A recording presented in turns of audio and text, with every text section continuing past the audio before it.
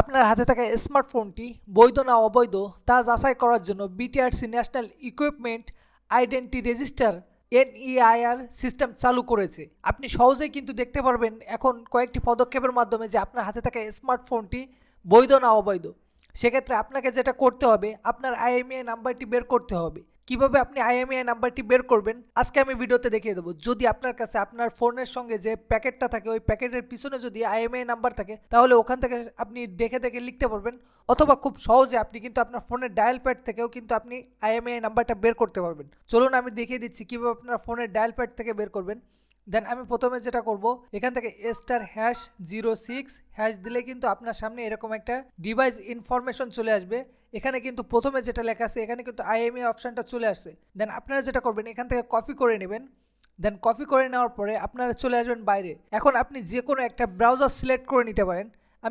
আমি আমার ক্ষেত্রে আমি ক্রোম ব্রাউজারটা সিলেক্ট করে নেব।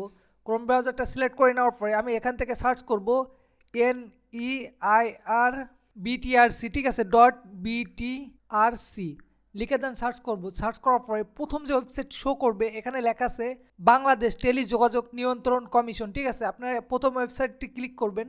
ক্লিক করার পরে এরকম একটা ইন্টারফেস আপনার সামনে শো করবে। দেন আপনারা এখানে দেখতে পাচ্ছেন ইন্টার আইএমইআই নাম্বার।